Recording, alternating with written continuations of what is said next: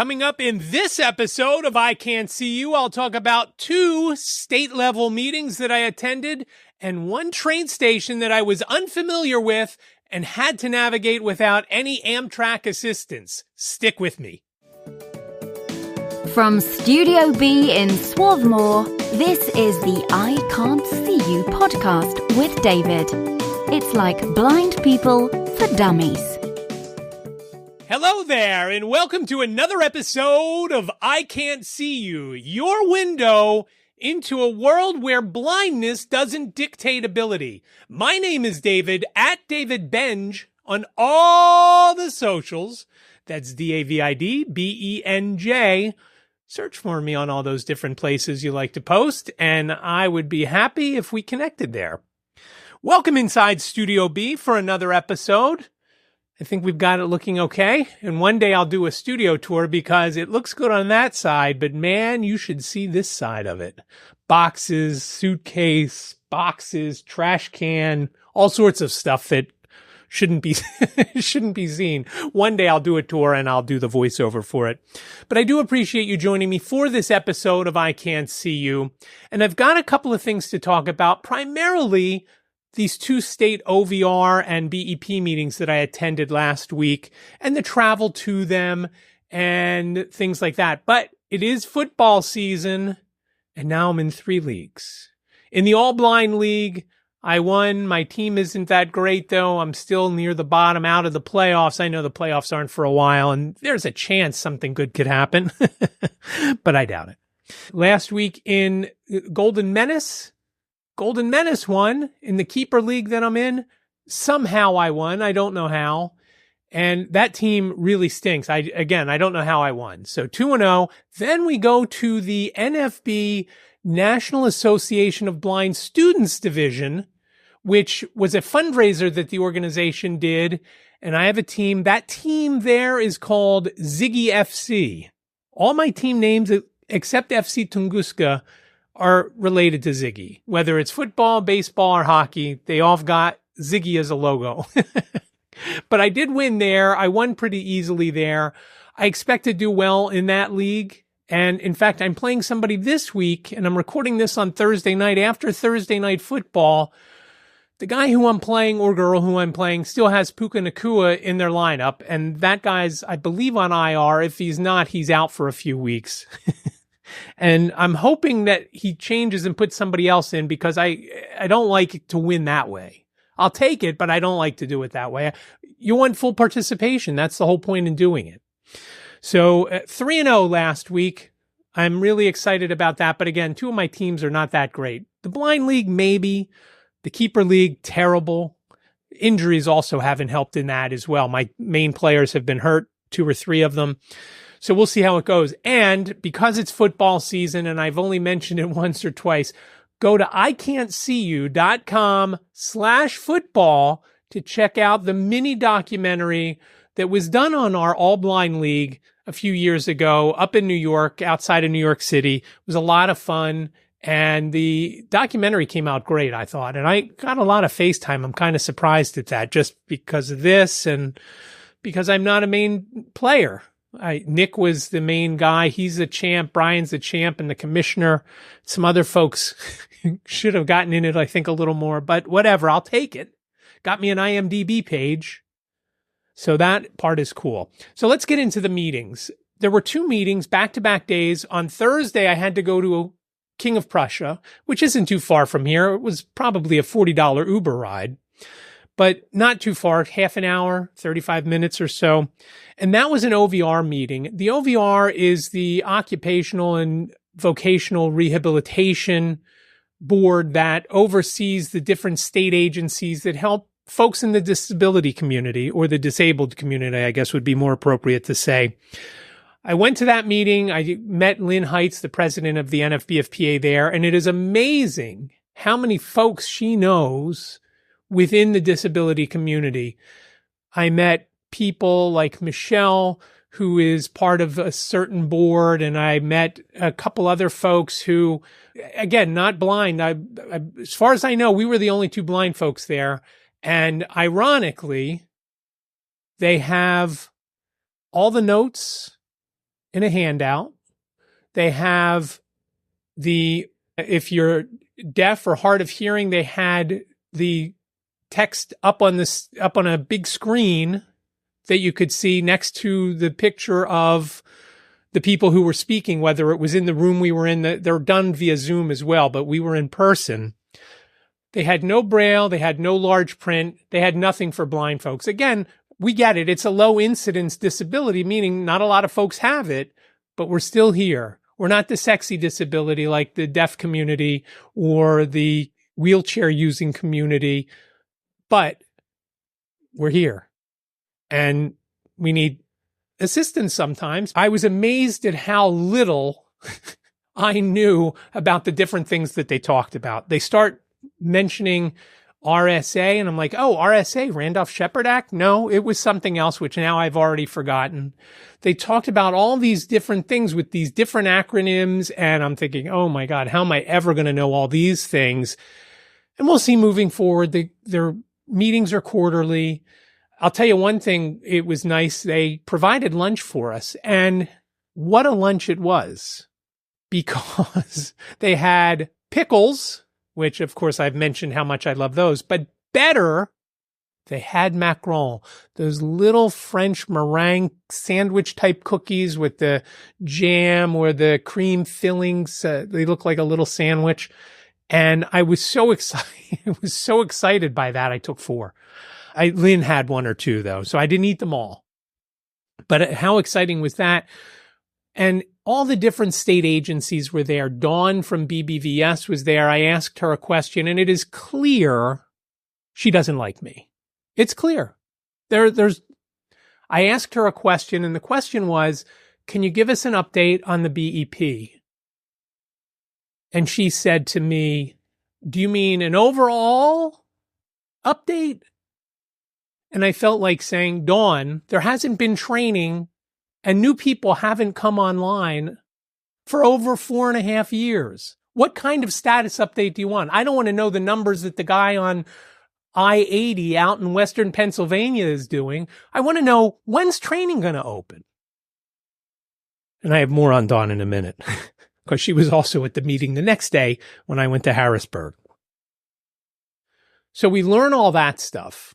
I should say I learn all that stuff, and I meet all sorts of folks there. One troubling thing that I heard that day, there's a man named Steve Pennington, and he has been to our conventions, and he is a friend of the NFB of PA.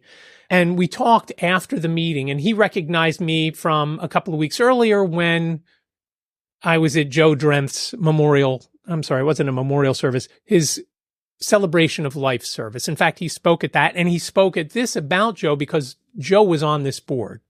I also handed Ryan, who is the chair of the OVR board, my resume, because obviously there is now an opening, and Joe was the only blind representative. And it's clear by that meeting, where there was no blind, either Braille or large print, or even a QR code where we could pull it up on our phones and read along that way. Nothing.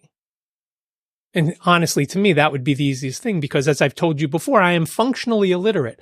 I can't read a word and with my eyes. I can't feel a word because I don't know Braille. So I can't read. And that's been the big issue for me with trying to do any kind of voiceovers or do videos that are scripted, because I can't do it. And I'm trying to teach myself to listen and speak. The problem is when I listen and speak, it is not with the emotion that I give you here when I'm just speaking off the top of my head. I'm using an outline and I've memorized the outline, but it's not the same as doing word for word. I can't use a teleprompter, obviously. So I was talking to Steve about the BEP, and he said this one thing to me that really makes me not nervous, but makes me wonder how far I'm going to get with it. He said David DiNotaris couldn't do anything about it, and he tried for years.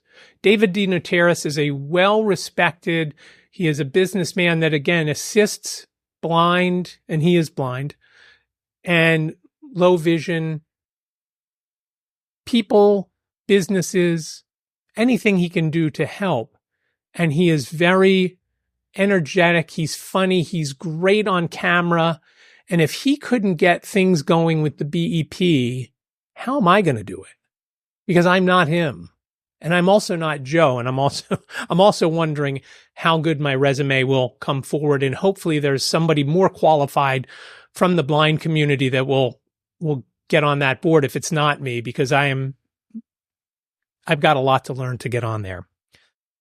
So after the meeting, I then have to take a train to Harrisburg. Now, King of Prussia is probably 10 to 15 miles outside of Philadelphia. It doesn't really make sense to travel into Philadelphia, get on a train, and then go out to Harrisburg. It just doesn't make sense. So I looked for the nearest station to King of Prussia where I could pick up that train that comes at 4-ish in the afternoon. And the Paoli station is one that I can get on. And as I'm making as I'm buying the ticket on my phone through the app, it gives me a warning because my profile is set up where it says that I'm disabled and may need some assistance because I'm blind and whatnot. I proceed anyway after it says, there's no one at this station to help you. If you want to travel where there's assistance, don't buy this ticket and get on at a different station. I am not going to travel into Philadelphia. That would probably be another $30 to $50 in rideshare, plus that time that I may not get that train that I want to get on. And there were 2 trains in the 4 o'clock hour, one around 10 after 4, one at 53 past 4. And I didn't know which one. I didn't know how long we would stay past the end of the meeting. So I bought my ticket for the 4:53 train, and I'll tell you about that in a second. But I almost forgot to buy the ticket, and I bought it at 2 o'clock in the morning of the day I was going to be traveling. And it wasn't a big deal because I could use the app. When I travel to Harrisburg from Philadelphia, I call because there is a special code that you give, V819, that makes it very inexpensive to come and go from Philadelphia to Harrisburg, where it's less than $18 each way. So round trip was, if you do that trip, is around 34 and change. So I buy the ticket and I get to the station, and I was taken to the station by Ray and Lynn. Ray is Lynn's husband. And I get down to, Ray tells me I've got to go up these stairs, and then you go down in the middle. The platform is in the middle, which is very cool. Then you know that you have 2 choices. I can get on the one side, just got to make sure I get on the one that's going westbound. So I see where the sun is and I figure, okay, I've got to be on this side.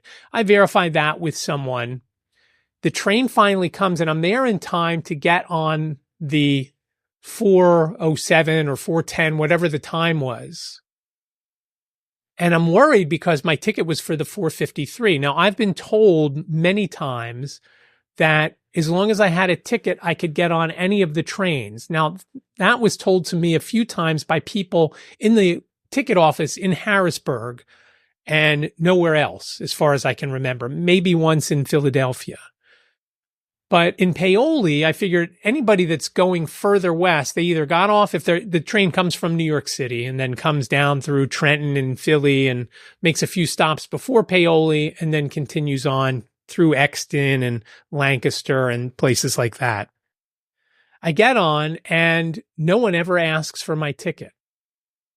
No one ever scans my ticket. And I get off and I have interacted with no one from Amtrak for my whole trip. I talked to a couple of people on the platform, but they were just other commuters. And I don't think any of them were getting on the Amtrak train. They were waiting for SEPTA trains. So I'm not sure if I'll get my points for that trip, but I traveled out to Harrisburg on the earlier train, and thank God I did, because I got to the hotel. It was still light, although I did take a ride share to the hotel, and I had to stay at the Hilton. I didn't have to. I stayed at the Hilton because I didn't want to go back to the Crown Plaza after all the nonsense that went on there. Both Liz and Lynn and a few others said, no, you can't stay there. You can't do that. You can't support them. And the difference between the Crown Plaza and where I stayed, the Hilton, was about $100 difference, but the quality was exponentially greater. The staff was better. The food was better. There were people in the restaurant. In fact, I wanted to go. They have a steakhouse in there that I was going to have dinner in. They were booked. I couldn't get in. They said I could go and eat at the bar if I wanted, but otherwise there wouldn't be a table available for me. So I ate. They also had I guess it would be a more casual place and all I was getting was a burger. I had a burger and about 4 iced teas and some fries, and all was good. My room was huge. I have a Hilton Honors membership, so I got all sorts of points for that. And it was just a very comfortable stay. Not that the Crowne Plaza, the rooms weren't comfortable, but everything else about the Crowne Plaza, things, soap containers that are in the public restrooms off the wall, they're sitting on the counter. If there is any soap in them, never any paper towels in the public restrooms, and no bar soap in any of the sleeping rooms. They have just a liquid soap, which I didn't like. I've used it and it just was terrible on my skin. I didn't like it. So I always make sure I know now when I travel, just in case. A lot of hotels have stopped with the barred soap. Now, the Hilton had it, so I didn't have to worry, and I didn't have to use one of the ones that I brought. I stayed there. All was good. I didn't see one play of the Miami Buffalo game that night, and not that I watched the New England Jets game tonight either. Got up the next morning. They have tea to go in the casual dining space. So I went and I got a tea, but the tea was a little tiny cup. It was probably the equivalent of a tall at Starbucks. So I dealt with that. That was fine. Gave me enough caffeine to keep me going. And I went over to the Labor and Industry building, which is not too far, but again, I wasn't quite sure. So I took a ride share and it was less than $10 even with tip. It wasn't far. The gentleman who drove me happened to be from the Philadelphia area and mentioned that he comes back and at times and stays with his sister who lives in Paoli. And I told him that I got on the train there and so forth and so on and how nice it was. And I wish that they were all the stations like that. I wish Swarthmore were that nice, but Swarthmore doesn't have an Amtrak stop in it. And that's probably the reason. The one thing that I hate with the train is having to go up the stairs. The stairs are very narrow. And at Paoli, it was a regular platform where you just walk straight on. You just have to mind the gap. Get to the meeting in Harrisburg, and Wes, who is the director of the BEP, so a bureaucrat, and from what I understand, he was previously the accountant in this office, the BEP office there. He's the director. He was the acting director, and then the job was posted, which, as I mentioned about a year ago, I also applied for. And it's going to sound like maybe sour grapes because I didn't get the job. I wanted the job because it's an organization that's for blind folks. And shouldn't a blind person be running it? They always claim, meaning BBVS or BEP, they always claim, oh, we know that blind people are capable. But then they don't do things that allow the blind people to do those certain things. And training is one of them. Wes opens the door for me and another guy who was coming in at the same time. And we go up on the elevator to, I think it was the 7th floor. Once they call the meeting to order, Wes has this laundry list of don't do this, don't say that. As I mentioned previously, I was told by someone that both Lynn and I were disruptive at this last BEP meeting. And we weren't disruptive. We were asking questions. Why isn't training open? And what Dawn told me the day before at the OVR meeting and what she said again during this meeting, and she zoomed in again because she was originally supposed to be at the meeting and both the OVR meeting, but her travel plans had changed and she couldn't make either. She lives somewhere out west, I think Erie. I'm not 100%. It's clear that she doesn't like me because I asked a question this day as well, but I'll get to that in a sec. Wes goes through don't say this, we'll ask you to leave, stay on topic, so forth and so on. I was never asked to leave. In fact, I kept my mouth shut for a good chunk of it Pam Baccaro, who is the president of the Pennsylvania Association of Blind Merchants, for which I am the treasurer, asked a question, what's going on with training? Why isn't it opened? And so forth. And again, they went through, we didn't have enough staff in the office. We couldn't do it. And now we have the staff and now we're getting everything together and we're writing the policy. At the previous meeting in March or April, they said somebody from legal had come to speak to the group. And the group is, besides me, everybody else is in the program. They have either vending routes around the state or they have blind bodegas in the different state and federal office buildings. And so they're all part of the program already. Pam asked the question and they just keep pushing it aside. They talk about other things that other businesses the BEP can get involved in. And that's great, but you got to get more people to come in. There's already spaces available that are going to third-party licensees because there's not enough blind folks to take them.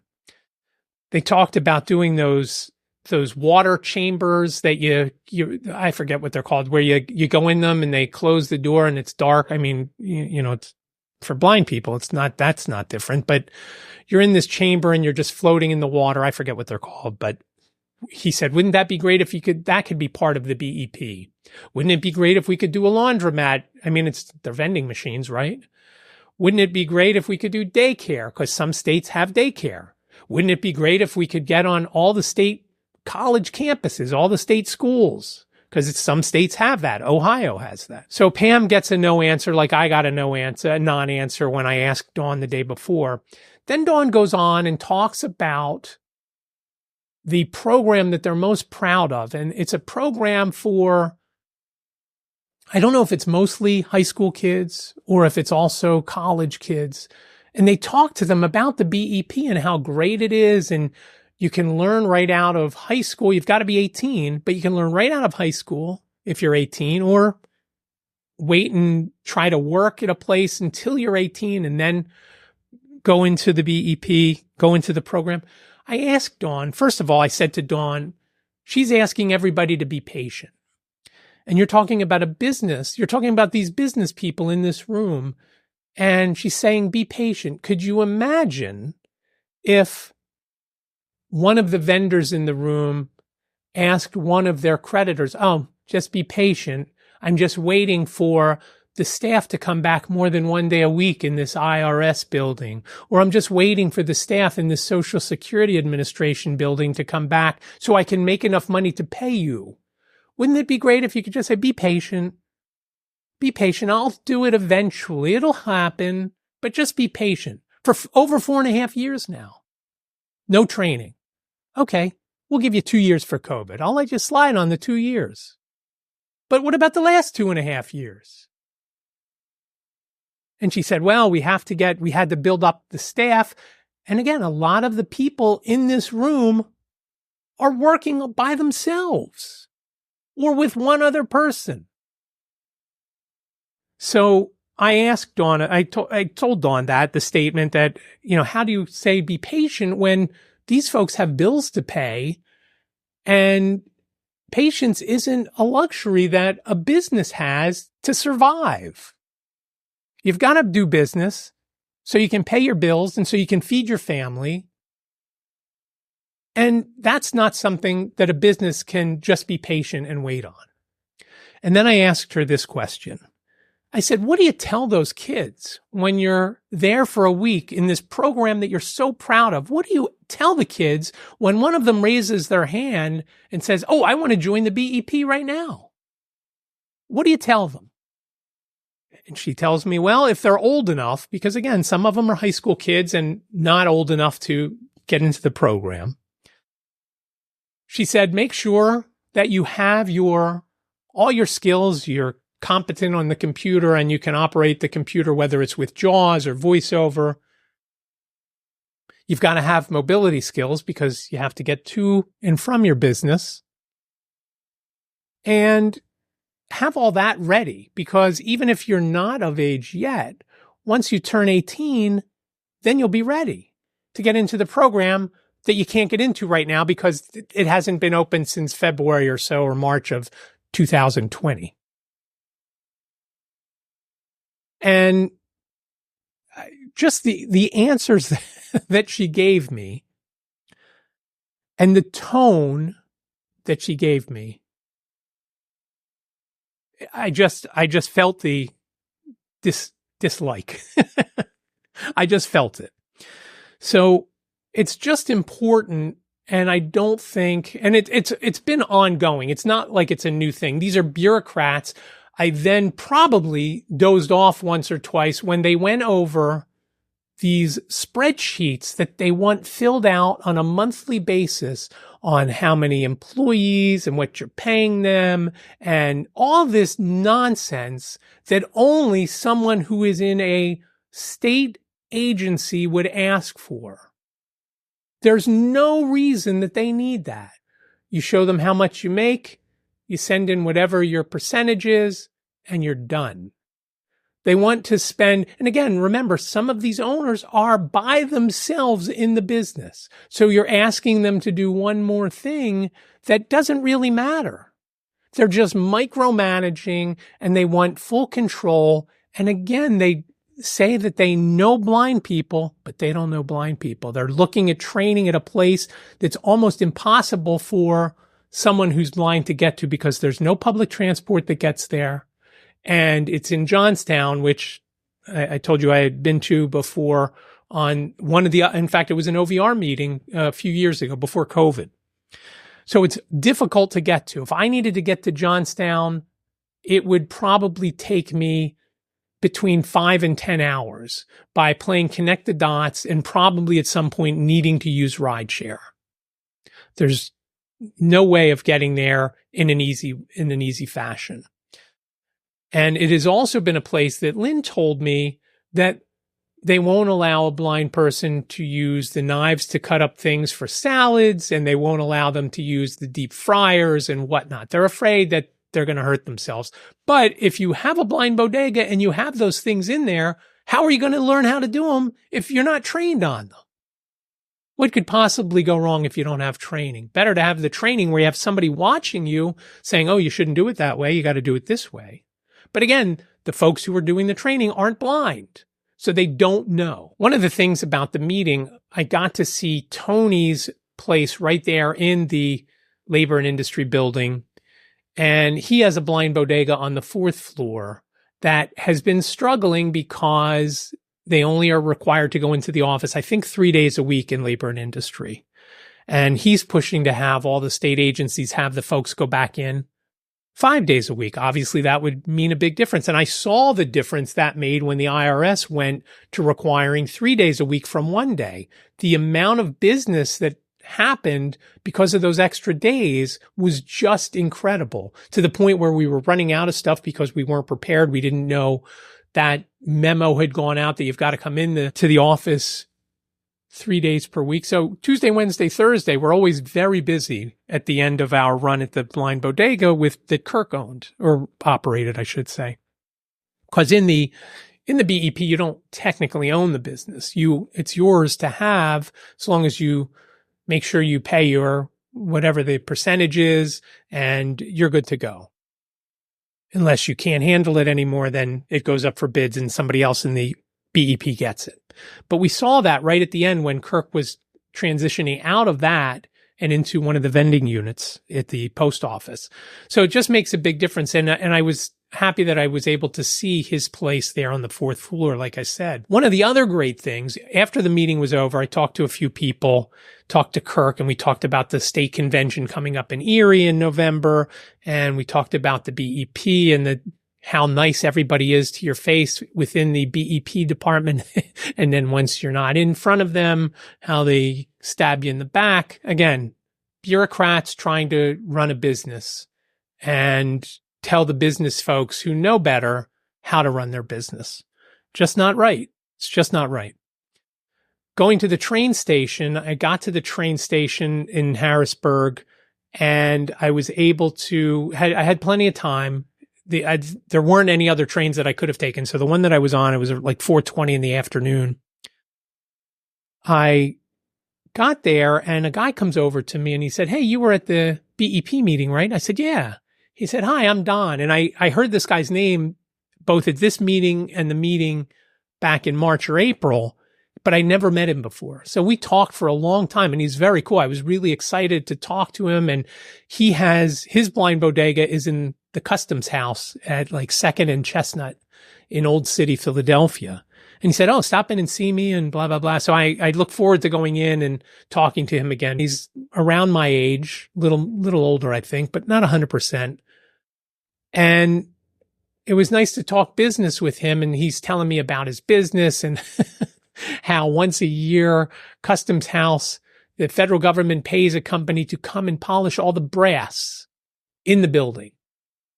Employees are only required to go in there one day a week, and they spend $187,000 a year to make sure all the brass in there is polished. Okay. Maybe bring the folks back in with 9 floors of mostly empty office space instead of worrying about how good the brass looks. Maybe I don't know. I don't know. I can't answer anything more. But it was nice to talk to Don. I talked to him both in the station and then on the train when we weren't napping. And the train ride home seems like it only took about 10 minutes because I slept for most of it once we started moving. And it did seem fast because we weren't due in until like 25 after 6. And we got in at like 6:15, which was great because then I was able to go and catch the SEPTA train home and I didn't have to spend $40 on a ride share from the train station to my house during rush hour. So, or just after rush hour. So I'd gladly pay $3.50 or whatever it is for me to ride the train than the $40 or so that the ride share would have cost me. So overall, I was asked by a few people, did it make a difference that I was there? Probably not. I know a couple of things. I'm not liked by the folks in that office and BBVS. And, maybe I throw some Hernandez tone at them. I don't know. Whatever it is. Maybe they don't like me because I'm Jewish. Maybe they just don't like me. Whatever the reason is. That maybe they don't like the questions. They just want everybody to fall in line and just go with it. I don't know. Whatever it is. I know that they don't like me. I can tell. And no matter what I say moving forward, it won't matter. It just won't matter. So I'll continue to follow up with this. It's just ongoing. And as I mentioned earlier, they're still writing the policy and things like that. And by once the policy's done, it's going to take a year. A guy told us, like I said, after the policy's written, it's got to go to legal, and legal will probably take a year to review it and make changes. So what are we talking? It's going to be over 5 years. I can't wait to tell you the training's open, but I don't know that I ever will. Going into the meeting, I kind of thought maybe they're getting some sort of kickbacks from these third-party licensees. Hey, if you get us in there, if you allow us to bid on places because there's no blind folks that are bidding on them, maybe we could help you out. After that meeting, I don't know that that's the case. I just think they're bureaucrats. And it doesn't matter to them whether the program's open or not. It doesn't affect their salary whether the program's training is open or not. So what does it matter? They just keep doing their work and coming up with cockamamie ideas for, hey, we can do this program in the BEP. Well, first you got to get some more people in there. 22 people isn't enough to do all these crazy things. It's just not. So that was my travel. I don't think me being there helped. I don't think it hurt, but I don't think it helped. It was a few $100s between the two meetings and the hotel stay and the train, because going from Paoli, I had to pay $30. There was no discount. One other thing I wanted to mention in this episode is the latest 2 episodes of White Canes Connect. We just dropped episode 111, where Emily Gindelsberger and I, both vice presidents in the NFB of PA, me first VP, she second VP, we talk about the upcoming convention in Erie. We talk about the bus. We talk about the different things that are going to go on in the convention. We talk about bingo night, which sounds like it's going to be a lot of fun. And we're trying to attract folks from the Erie community, not the blindness community, just anybody in Erie that likes to play bingo as a fundraiser. So we're hoping that it could be a fairly successful thing that we do there. We'll see how that goes. I'm really excited for it. They have a couple more nights of different foods where they usually didn't offer foods on Thursday and Friday nights. They have a pasta bar one night. They have a taco and street corn bar on the other night, and I love elote. Now, I did find out that there are desserts on that taco and street corn bar, churros being one of them and flan being the other. I love churros. I do not like flan at all. Not at all. And so I'm interested to see how that all plays out. I'm just hoping that I get to eat some of those tacos because, again, it's going to be a very busy night that Friday night with the bingo and the auctions are always fun. Denise always does a great job at the auctions. People start bidding. It gets crazy. So that'll be fun. And then there'll be the bingo interspersed. I am not planning to play bingo. It's not something that I would like to do. And I'm hoping that they are able to attract a decent number of folks. I think we can have about 200 people from the community come and play. And it would be a nice thing if we can make a nice fundraiser out of it. And hopefully it's something that does work. And then we can do each year at the state convention, and maybe not at the state convention, just operate these things on a quarterly basis or something in different areas, maybe Erie one quarter and Pittsburgh another quarter and wherever else there are blind folks that can man everything and we can do it. So that's episode 111. Episode 110 has Tracy Safranco from the NFB of Virginia, and he is also a board member of the NFB, the national organization. So we talked to him, and it's kind of neat because I used some AI to cut up some of the video that we shot with the podcast. We didn't release the video on YouTube, but we had the folks keep their cameras on so that we can then cut it up. You can type in a keyword or something that then cuts down. It will find different segments, and then we'll make the vertical video. So for TikTok, and you can go to iCantCU podcast over on TikTok, you'll see what I'm talking about there. There's a great thing from Tracy. I think there's one from Lynn there as well. There's a couple from an earlier podcast or two from me. It's just very cool and just a really neat thing that doesn't require a lot of effort and makes it very easy to do. And that, again, that's with Descript, which, as I've mentioned before, I'm an affiliate for. So link in the show notes if you want to get in on that. It does transcripts, does that. It's how I'm going to edit this video and all the videos that I produce, because it's like editing a word processing program. It's really cool for the podcast when it's just two people. Well, not so much when it's two people. When it's just me, it's easy because there's no other outside noises. When there's more than one person, there's always somebody coughing or sneezing or tapping their finger or putting a water bottle down or something. So I need the separate tracks for that, because then I can take those sounds out and it doesn't interfere with the podcast at all. But when it's just the podcast and you edit it with that, and that has been my workflow now, to edit the podcast, White Canes Connect, in GarageBand, and then take it into Descript and take out all the uhs and ums with a couple of clicks. Bing, bang, boom, it's done. It is awesome. And of course, with audio, it doesn't matter but when you do it with video, sometimes it makes the video a little jerky because somebody's saying, and their head is this way, and the next word they say, their head might be over this way. And if you're listening, I just had my head tilted to the left when I said and to the right when I said the next word.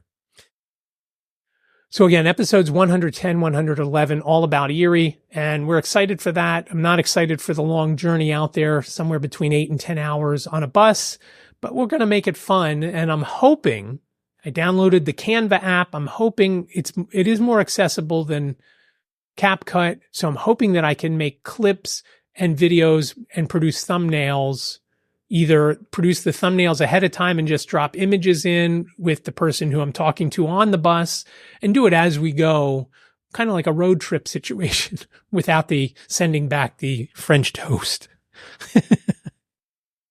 That was a funny movie. But check those out. White Canes Connect on Spotify, on Apple. and on YouTube at PA Blind Podcast. Again, it's not going to be the video. You're just going to hear it there.